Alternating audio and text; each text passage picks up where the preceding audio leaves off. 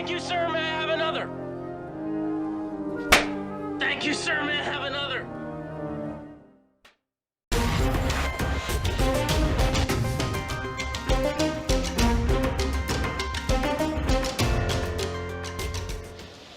They're constantly monitored by facial recognition cameras that are able to instantly put a face to a name. Now, the Chinese are also ranked, given a mark out of a possible 950 points. A score in the 700s is considered good. Around the 500 mark is not. For now, the number is a sort of bank credit rating, keeping track of everyone's spending habits. I think being ranked is a good thing. A society has to have rules. It forces us to be well behaved. It may seem scary, but it's just like that here. We're used to it, and anyway, we don't have a choice.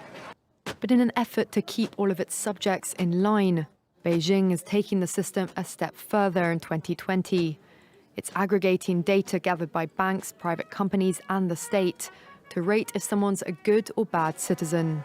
The state will go over every detail of a person's life with a fine-tooth comb: their financial situation, spending habits, career, even behavior on social media. Criticizing the government online or displaying outward signs of wealth is a no-no. On the other hand, praising the party or giving blood increases your social credit. For the COVID-19 era, we need a safer and more secure way for all of us to travel and cross borders. Common Pass, an initiative of the Commons Project Foundation, aims to get the world moving again in a safer way by allowing you to securely document and share your COVID-19 vaccination and test status while keeping your health information private. With Common Pass, you can learn the latest entry requirements of your destination, as well as certified Common Trust network providers where you can get required COVID-19 tests or vaccinations. Common Pass allows for additional screening requirements, such as multiple tests or vaccination records. Once you complete your destination's entry requirements, Common Pass generates a secure QR code for you to show at check-in, boarding, and/or passport control for land, sea, and air travel. My personal feelings are that the institutions that have the power to carry this out have not behaved in a way that engenders trust up until now.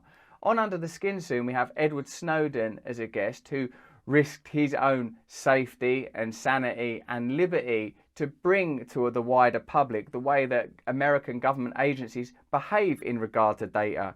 We're now on the precipice of granting those very institutions, agencies and companies unprecedented abilities to control our lives and our freedoms. Meet friends Sophie and Zeke. They're meeting up to go on a much-needed vacation.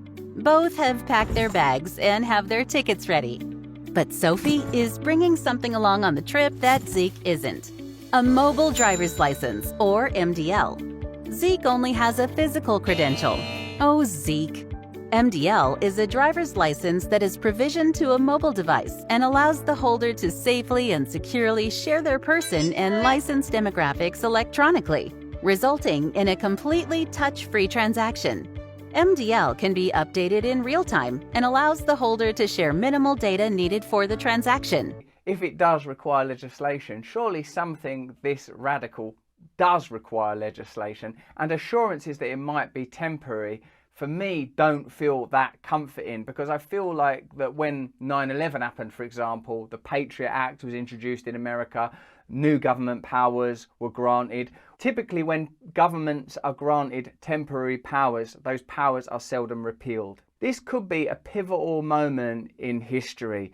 Often disasters and times of crisis are used to leverage further power for already powerful entities. The idea of this becoming potentially a global plan that affects our abilities to travel, to interact, to communicate, to enjoy leisure activities is dizzying. It draws concerns about privacy, about discrimination, even technically, given that we don't have a national healthcare system and therefore no database.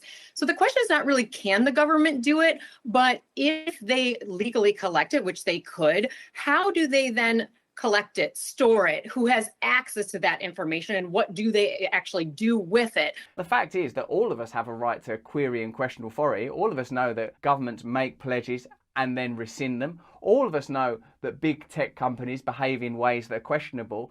And these are the very institutions that are going to be granted further power. A good example is, how does the government ensure that your data is not shared with, let's say, police, immigration officers, employers? Based on what we already know, how could we be certain that this information wouldn't be shared?